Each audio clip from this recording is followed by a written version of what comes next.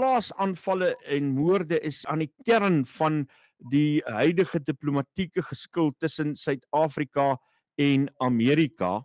Gister is dit ook toe nou so uitgelig in daardie vergadering tussen president Cyril Ramaphosa en president Donald Trump. So ek wil hê ons moet 'n bietjie daaroor gesels en ek het spesifiek julle here gekies om met my daaroor te gesels omdat ek wil wegkom van die politiek en die ideologie agter dit en kyk na die verskynsel.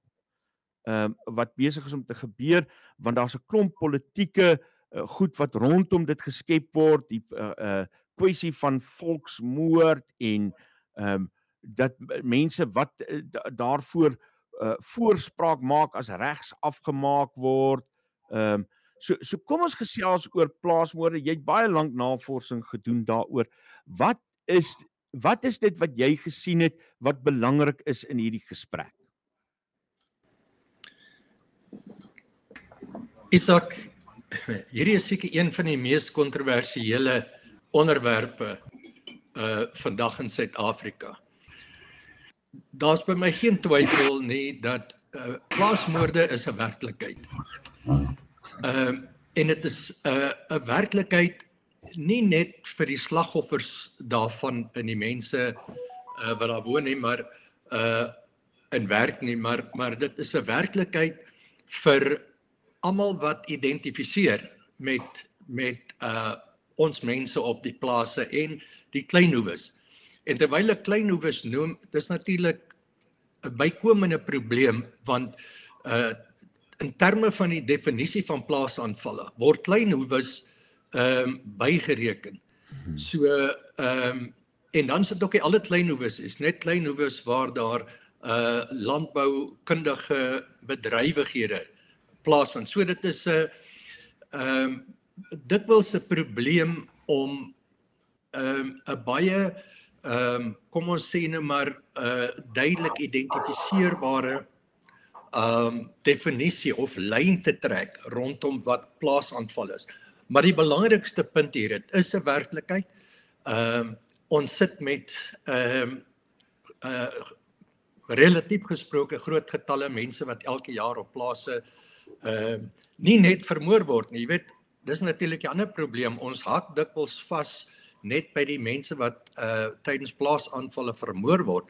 Maar daar is geweldig baie ander slagoffers van plaasaanvalle wat oorleef, maar wat met fisiese en sielkundige letsels die res van hulle lewe moet deurloop. En natuurlik raak elke plaasaanval die produktiwiteit van daardie plase. So dit is 'n baie kontroversiële punt, maar ek wil beklemtoon, dit is 'n werklikheid. Die getalle wissel van jaar tot jaar. Verlede jaar byvoorbeeld het ons was ons relatief gelukkig en was daar net 32 moorde gewees, maar jy weet, 'n mens moet jou net daarteen blind staar nie. Die feit is, plaasmoorde is 'n werklikheid van jaar tot jaar, al wissel die getalle. En die mense wat op plase woon en werk, is op vele ander maniere slagoffers, omdat hulle gedurig deur oor hulle skouers moet kyk. Jy kan nooit seker wees dat jy nie die volgende teiken van hierdie aanvalle gaan wees nie. So, ongelukkig sien ons nou dikwels die probleem dat daar mense is wat na alle kante toe radikale standpunte inneem oor wat plaasmoorde is. Van volksmoord tot by mense wat dit veral in amptelike kringe en ek praat nou van staatsstrukture soos die polisie en so aan, wat dit probeer afmaak as niks besonders nie, niks anders as gewone misdaad nie.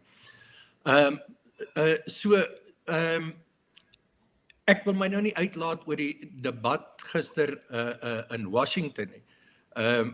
Ek wil net beklemtoon dat ek my hou by die ontleding van nie net hierdie syfers nie, maar ook gebeure rondom plaasaanvalle. Byvoorbeeld, iets wat my getref het, is in terme van die definisie van plaasaanvalle. Jy weet, die definisie was in die laat 90er jare ontwikkel. tussen die veiligheidsmagte, die polisie, die weermag en georganiseerde landbou. Daardie definisie het bly staan tot in 2011, toe sit effens aangepas.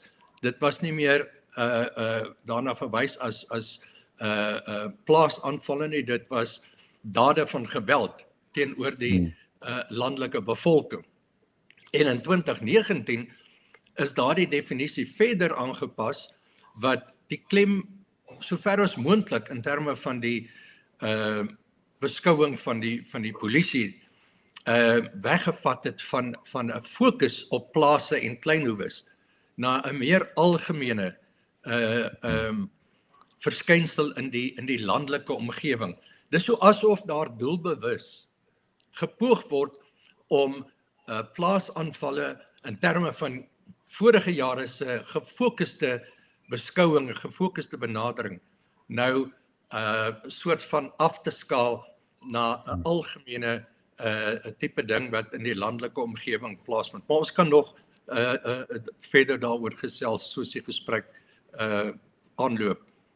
Johan Burger wat so gesels, Johan Booysen, so 'n paar opmerkings van jou kant af en dan kan ons in 'n paar spesifieke goedjies ingaan. Ja, Isak, ek sluit aan by wat Dr. Burger sê, dat die kwessie van plaasmoorde so half asof hulle dit, ek wil nie sê ontken nie, maar so half asof hulle so op die agtergrond skuif. En dis my verstommend gewees gisteraand toe Donald Trump daar visuele materiaal uitsaai waar al die kruise langs die pad staan en ek kon gesien het ongemaklik gevoel. Sy lyftaal het vir my boekdele gespreek. Vir elke kruis is daar 'n dooie boer en het hy omgekyk, dis nou ons staatspresident het omgekyk, meneer Ramaphosa, en gevra waar is dit, so asof hy nie bewus was daarvan nie. En het op 'n stadium het hy vir Donald Trump gevra, vir president Trump, om die koeranberigte wat hy by hom gehad het om sy saak te staaf, om dit vir hom te gee, en Donald Trump het dit toe vir hom gegee. So dit is my half asof daar ek wil nie die woord ontkenning gebruik nie, maar so asof hulle dit nie ruiterlik wil erken dat daar is probleme met plaasmoorde nie. Johan Burger, is daar dus 'n groot genoeg probleem met 'n verskynsel soos plaasmoorde, plaasaanvalle om op 'n spesiale manier daaraan aandag te gee? Ja, daardie debat is oor die jare heen gevoer. Laat ek net eers sê oor die getalle. Jy weet, dit is bitter moeilik. Ek het dit in 'n stadium probeer, maar dit was nie baie suksesvol nie. Om te kyk na die ratio. Jy weet, soveel moorde per 100,000 mense. Tussen wat plaasaanvalle aanbetref in vergelyking met byvoorbeeld ander identifiseerbare groepe soos die polisie. Jy weet, gemiddeld word polisielede in 'n stadium was dit gemiddeld so 80 moorde per jaar. Laas jaar was daar nou iets soos 111 polisielede vermoor. Maar by die polisie of met so 'n entiteit soos die polisie, het jy 'n vasstelbare basisgetal. Byvoorbeeld die syfer verlede jaar dink ek was iets soos 154,000 polisielede. Dit is maklik as jy 'n presiese getal kan bepaal teenoor die verlies in terme van moorde, dan kan jy uitkom by 'n rasio vir intensiteit. Wat plaasmoorde aanbetref, was dit nie so maklik nie, want jy weet, ons sit met kommersiële boere wat ek dink iets soos 34,000 is in die land, maar dit sluit nie byvoorbeeld hulle familie in nie. En dit sluit ook nie boere in wat nie as kommersiële boere geag word nie. In statistiek Suid-Afrika gebruik daar 'n omsetbedrag om by daai getalle uit te kom. So en dan weet ons ook nie hoeveel kleinhoewe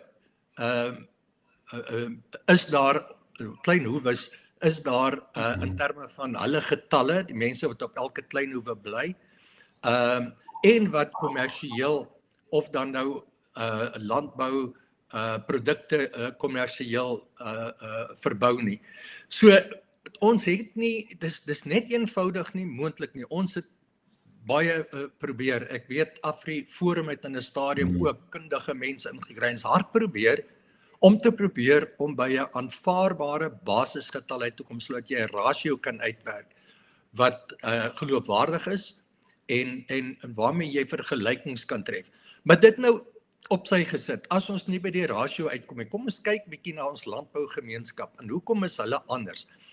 In die eerste plek is dit die mense wat ons voedsel lewer. Hulle as ons nie georganiseerde landbou of dan boere daar buite het wat landbouprodukte lewer, het mense eenvoudig net nie kos op hulle tafels nie. So hulle is die broodmandjie van hierdie land.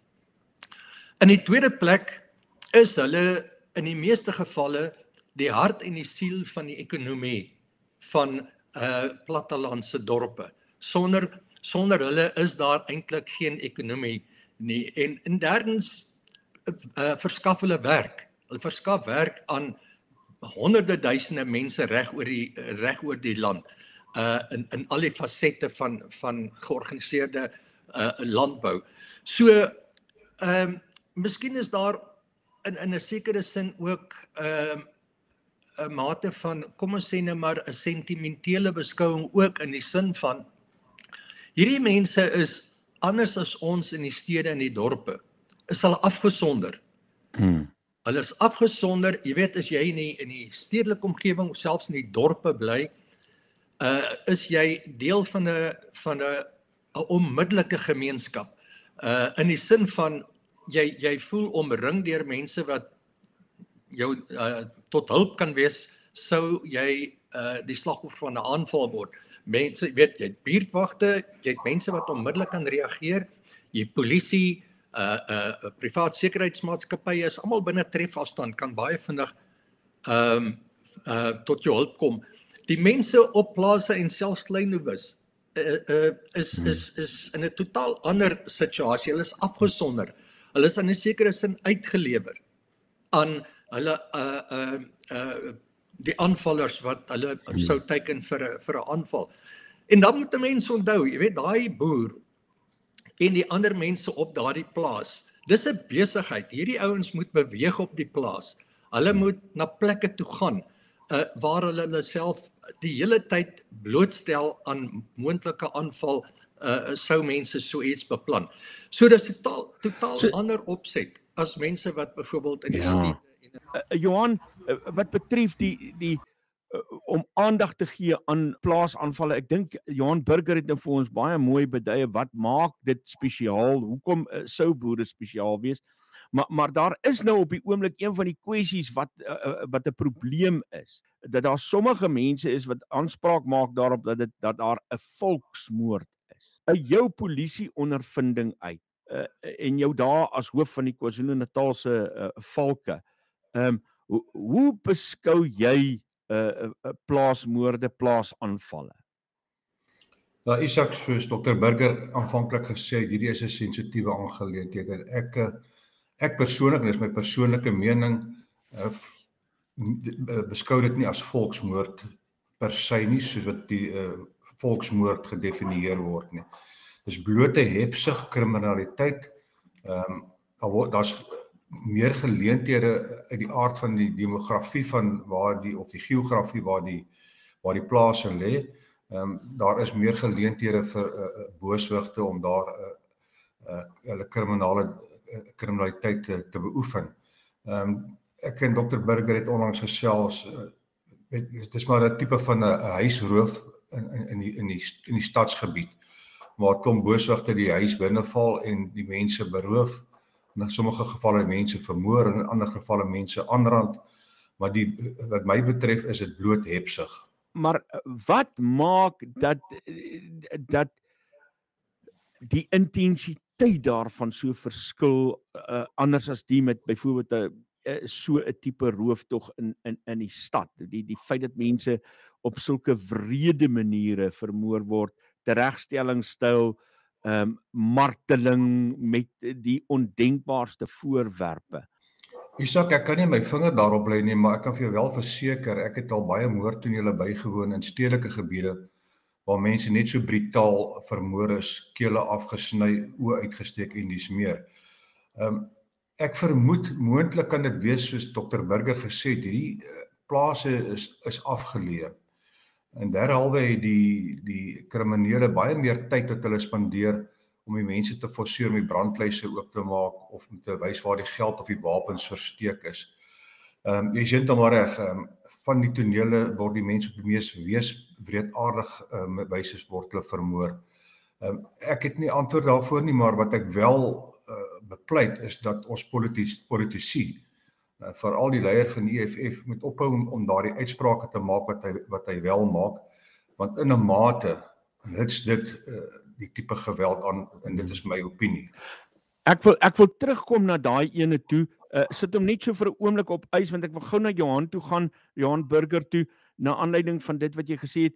Ek het nou self al in my lewe as joernalis 'n plaasaanval of twee oor berig en sekere goed waargeneem, en na aanleiding van my vraag aan Johan Boyce en Johan Burger, het ek ook gesien dat hierdie aanvalle vind gewoonlik of meeste van die tyd op sekere tye plaas, veral Sondag na kerk, en dan daai inwag, anders as een in die dorp waar jy deur die dak klim en skielik is iemand in jou kamer, is daar iemand wat vir jou wag totdat jy van die kerk afkom. So hulle steel nie wat hulle wil hê en hardloop weg nie, hulle wag vir jou totdat jy daar is, slaan jou met 'n pyp en maak jou vas en martel jou, wat ook nie sin maak nie. Ek dink iemand het hier gesê, maar hebsig en daai verskriklike wreedheid kom nie by mekaar uit nie. Johan Burger? Ja, Isak, kyk, daar was nou al ondersoeke gewees oor, jy weet, jy mag dalk onthou die komitee van ondersoek na plaasaanvalle wat hulle verslag in 2003 gepubliseer het. Is 'n ondersoekkomitee wat deur die destydse minister van polisie aangestel is. Maar uiteindelik dink ek, kyk, jy kry uitsonderings natuurlik, jy weet, terwyl ons nou sê dat plaasaanvalle is in die algemeen deel van normale misdaad. Is daar ook uitskeiersgevalle, enkele gevalle waarvan ek persoonlik kennis dra, waar byvoorbeeld daar was 'n geval in KwaZulu-Natal waar van die plaaslike hoofmanne die spesifieke boere in daardie omgewing geïntimideer het in 'n poging om hom van die plaas af te kry, omdat hulle geglo daardie plaas is deel van hulle grondgebied. So jy gaan jy weet, uitsonderlike gevalle kry, maar ek dink nie ons kan die hoofstroom motief vir plaasaanvalle koppel aan sulke uitsonderingsgevalle nie, maar ons neem kennis daarvan. Maar in terme van jou voorbeelde wat jy noem, waar hulle byvoorbeeld op Sondag na kerk, ons moet onthou hierdie tipe verskynsel, hierdie misdadigers, as hulle op 'n plaas toeslaan, en ons praat nou van die algemene motivering vir hierdie aanvalle, dan gaan hulle om soveel moontlik te kan steel tydens daardie roofpoging. In die proses kyk hulle na goed, as hy byvoorbeeld, hy weet ons mense is gelowige mense in die algemeen, hulle gaan Sondag kerk toe. So Sondag as hulle vertrek en hulle gaan kerk toe, staan die plaas normaalweg alleen. Dis veiliger vir die misdadiger om daardie perseel dan te betree, en dan wag hy eenvoudig vir die boer om terug te kom, want as die boer terugkom of die mense terugkom, dan het hy toegang tot baie meer as wat hy sou gehad het as hy net die huis gaan stroop het en pad gegee het. As die boer terugkom, kan hy toegang kry tot die boer se brandluise, tot sy wapens, tot waardevolle items wat in daardie brandluise toegesluit is of moontlik op ander plekke gebeure is. En dikwels is die geweld wat daarmee gepaard gaan, en dit sien ons ook met huisrowe, is om so vinnig as moontlik toegang te kry tot die kluise in terme van die kodes van daai kluis of waar die sleutels vir daai kluise is. En as die mense dan weier of te stadig is om daardie inligting bekend te maak, dan is hierdie ouens absoluut wreedaardig in terme van die metodes wat hulle aanwend om mense dan aan die praat te kry. Hulle skroom nie, jy weet, hulle is totaal al ongevoelig vir jou pyn as slagoffer. Hulle sal enigiets doen om daardie inligting uit jou uit te kry. En natuurlik dikwels ook jou bankkaarte, jou pinnommers. Jy weet, mense is geneig om nie sommer daardie inligting weg te gee nie, selfs al word jy aangerand. En so dis die tipe goed, hierdie ouens skroom nie om die mees wreedaardige geweld te gebruik om daardie inligting uit hulle slagoffers uit te kry nie. En hierdie is die goed in Johan Boysen het daarna verwys, waar dit verskil van die stedelike kompleks. In die stedelike kompleks 10-15 minute weet hierdie ouens moet hulle klaar wees, moet hulle weg wees, want die kans is goed daar gaan reaksie van buite wees. Op plase het hulle baie meer tyd. Ons weet dat hulle soms ure en daar was al gevalle gewees wat langer as 'n dag op 'n plaas uitkamp. En onthou ook, en dit het studies ook bewys, hierdie plaasaanvallers in die meeste gevalle hou 'n plaas wat hulle geteken het vir 'n aanval onder observasie dikwels vir dae lank. Hulle weet wat die bewegings op daai plaas is. Hulle weet hoeveel mense op daardie plaas is. Teen die tyd dat hulle aanval uitvoer, is hulle baie goed ingelig oor dit wat hulle te wagte kan wees wanneer hulle daai plaas betree. So ek dink in die algemeen ons kan nog baie daaroor praat, maar hierdie is van die verskille en van die redes hoekom ons soms sulke wreedaardigheid tydens hierdie aanvalle sien. En dan Johan Burger, ek wil by jou bly, want Johan Boysen het nou daarna verwys, die sing van Kill the Boer, Kill the Farmer, wat ook gister dan nou in Washington aan die bod gekom het. Ek weet daar is nie konstruktiewe bewyse dat die lied nou met spesifieke aanvalle verbind kan word nie, maar my vraag is nog steeds altyd, kan 'n mens bekostig om so iets in 'n samelewing soos Suid-Afrika se, in enige samelewing, as 'n normale verskynsel te beskou?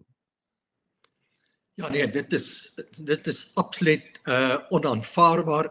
Jy weet, ek kan my nie indink dat ons owerhede wegskram daarvan om teen mense soos Julius Malema en ander wat hierdie tipe van haatspraak openlik verkondig, om nie teen hulle op te tree nie. Nou skuil hulle agter die konstitusionele hof uitspraak.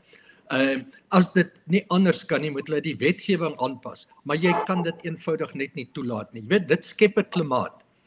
Ons kon dit tot dusver ook nog nie bewys nie, maar ek het geen twyfel dat baie van die aanvalle moontlik geïnspireer word, maar veral die tipe van geweld wat ons sien.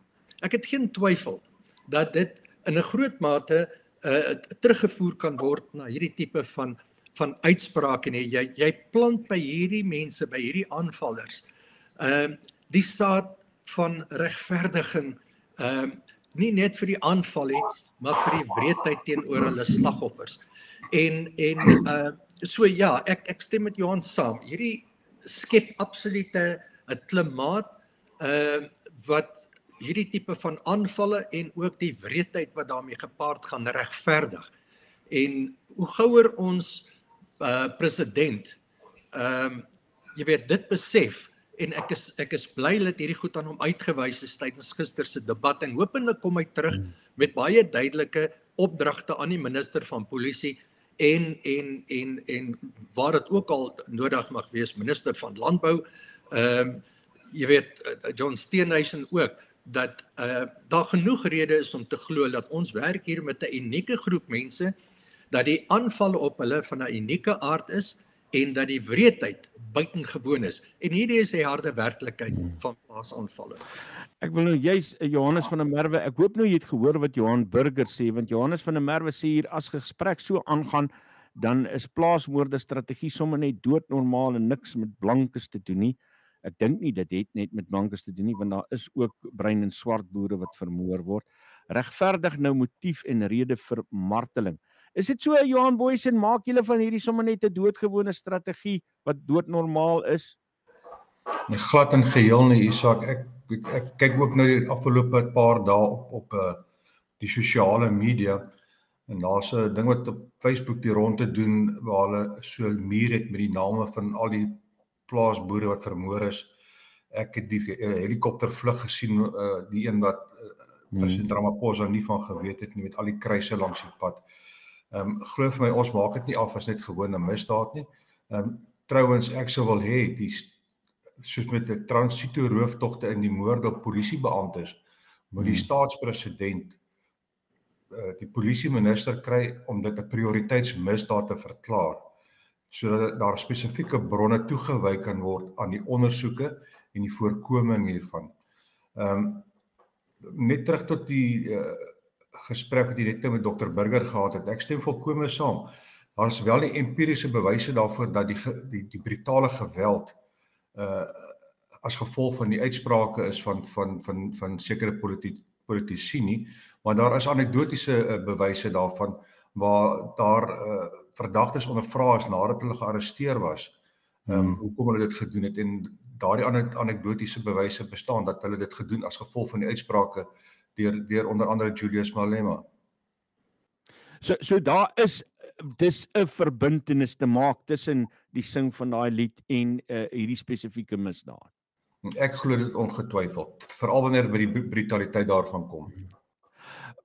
Johan, jy het nou gesê dat jy ook al 'n stedelike rooftogte gesien het met eweveel wreedheid.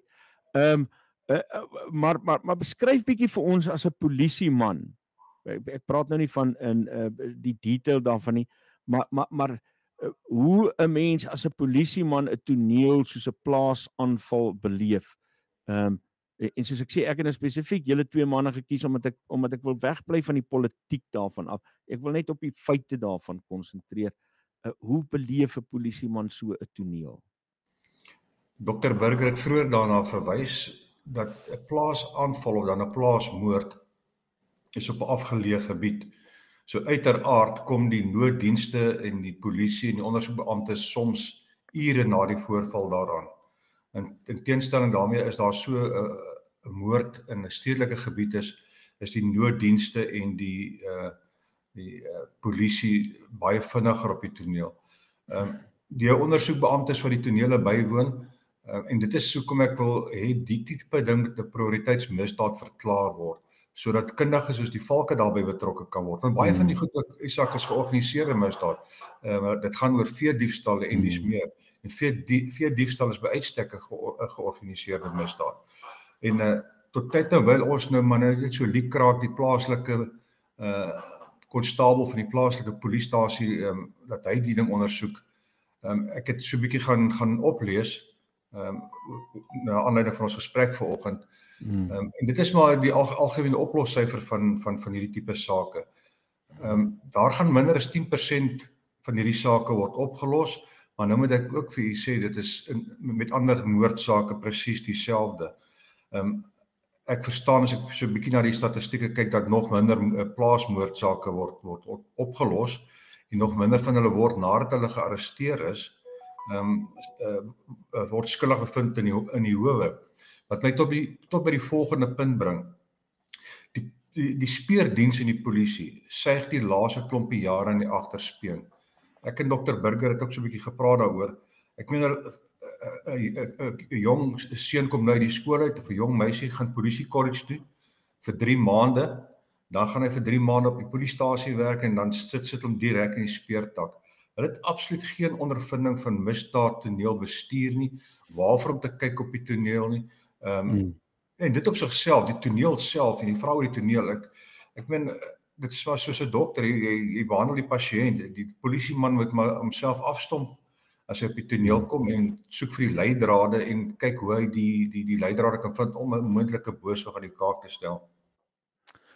Johan Burger, Ja, kyk, ek was nou nooit soos Johan by die ondersoek van hierdie tipe misdade, dis nou moord en selfs die aanrandings wat tydens hierdie aanvalle gebeur betrokke nie. So ek kan nie vanuit daardie oogpunt daardie vraag antwoord nie. Maar my benadering was nog altyd rondom hierdie sake dat toe ons weggespring het in die laat 90er jare, jy mag onthou dat Mandela het as president van die land, hy's genader deur Agri SA op sy voorganger daardie tyd oor hierdie verskynsel. En hy het dit belangrik genoeg dat hy 'n nasionale beraad belê het. En as gevolg van daai nasionale beraad rondom plaasaanvalle en plaasmoorde, is daar 'n prioriteitskomitee gestig op plaasaanvalle en plaasmoorde. Ek was vir 'n hele paar jaar die voorsitter van daardie prioriteitskomitee en daar was behalwe die polisie en spesifieke elemente van die polisie, soos die speurders, soos die misdaadintelligensiemense was daar, georganiseerde landbou was daar, die weermag was daar, so en ander departemente soos landbou en so aan was deel van daardie komitee en dit was vir ons belangrik genoeg dat ons uitgesonder was om toegewyde aandag te gee aan die hele kwessie van plaasaanvalle en plaasmoorde en dit was ook op politieke vlak so beskou as 'n prioriteitskwessie. Al was dit nie 'n verklaarde prioriteitsmisdaad nie. Was hierdie 'n prioriteitskomitee geweest. Dit is hoe hy genoem is. So jy weet die vraag ontstaan nou dat soos wat die politieke landskap verander het hierdie benadering ook verander. In so 'n mate dat met die vorige minister van polisie, Bekkie Cele byvoorbeeld, wat in 'n stadium, en hy's in die media aangehaal, dat hy gesê het, dat ons nie na plaasaanvalle en plaasmoorde moet kyk as iets besonders nie, of iets anders nie. Dit is maar deel van die hoofstroom misdaad. En natuurlik is dit lynreg in stryd met die besluite wat in die laat 90er jare geneem is, en waarvoor die minister destyds, ek dink dit was Steve Tshwete nog, wat die komitee van ondersoek aangestel het na plaasaanvalle. So al die fokus was op hierdie kwessie as 'n nasionale prioriteit. Nou het die situasie so afgewater geraak, dat tot die definisie van plaasaanvalle nou in so 'n mate aangepas is, dat daar nou gekyk word na plaasaanvalle, maar net as deel van die breër landelike omgewing. Met ander woorde, ons kan nou lank daaroor praat, maar die hele benadering nou is om dit so ver as moontlik te onderspeel, as maar net deel van algemene misdaad. En die argument is juis dat alhoewel die motiewe in meeste van die gevalle baie moontlik dieselfde is gewoon 'n misdaad, dit is om jouself die krimineel nou daar te gaan verryk en so aan, is die omstandighede wat ons reeds vroeër in hierdie gesprek geskep het van so 'n aard dat jy na plaasaanvalle en plaasmoorde moet kyk as 'n uitskieter tipe misdaad, as gevolg van nie net die misdaad self nie, maar die impak van daardie misdaad op hierdie land, op landbou en op die vermoë om hierdie land selfstandig te hou in terme van kosvoorsiening. So daar's baie redes hoekom hierdie, as soos Jan ook gesê het, Jan Boysen gesê het, as 'n misdaad direk dan verklaar moet word, maar dit is baie duidelik dat die politieke sentiment in hierdie stadium nie gereed is daarvoor nie, of nie ten gunste daarvan is. En ek wil miskien net 'n laaste punt maak, Isak. Ek dink dit word ook gekoppel aan die grondkwessie. Die hele kwessie van grondonteeneming, grond wat teruggegee moet word aan mense. Jy weet, tot die president praat van our people, jy weet, the land must go back to our people, en dis maar dieselfde as wat Malema en anders het, alhoewel hulle dit net meer radikaal verkondig. So, nou lyk dit vir my, die politieke gevoel is, jy kan nie aan die een kant sê, maar plaasaanval en plaasmoorde moet as 'n prioriteit deur die polisie hanteer word, terwyl jy in dieselfde asem sê, ons moet die grond van hierdie boere vat en teruggee vir ons mense, wie ons mense dan ook al mag wees. Johan Boysen, jy het nou melding gemaak van die georganiseerde aard van plaasaanvalle en ek vermoed tog dit is 'n belangrike element wat uitgelig moet word in die lig van mense se beskouing. Daar's 'n groot beskouing dat hierdie dalk 'n politieke dryfveer het en 'n klomp ander sienings daaroor en ek vermoed dit word gebore uit die georganiseerde aard van plaasaanvalle, of het ek dit verkeerd? Isak, is die vraag is of daar 'n politieke verband is tussen die plaasaanvalle, sal my antwoord nee wees, want in my ondervinding oor die jare heen met hierdie tipe ondersoeke kan ek nie onthou van 'n saak wat polities gedrewe was nie. Dit is maar soos met transito rooftogte, dis syndikaate. Dit gaan oor onder andere die diefstal van vee. Dr. Burger het net nou melding daarvan gemaak. Is nie ouens wat maar nou net hier verby 'n plaas ry en nou stop hy en sien nog hier's 'n plek om te roof nie. Die ding word behoorlik beplan. Die plek word vir geruime tyd dopgehou, die bewegings op die plaas word dopgehou. Hulle maak gebruik van selfone, hulle maak gebruik van tegnologie. So dit is nie net ou wat oor die draad spring en gou nou 'n plaas gaan roof nie. En dis hoekom ek sê is hulle polisiemoorde en transito rooftogte kan prioritiseer en sodoende meer bronne daaraan toewy, polisiebronne daaraan toewy om die ondersoeke ten minste suksesvol af te handel, behoort dit 'n impak te hê. Dink jy daar's daardie politieke wil om dit te doen? Want dit lyk nie of die polisie op die oomblik regtig die aandag wat dit verdien daaraan wil aangee nie.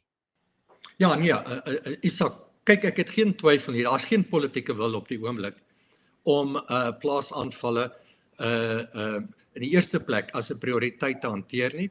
Inteendeel is die teenoorgestelde.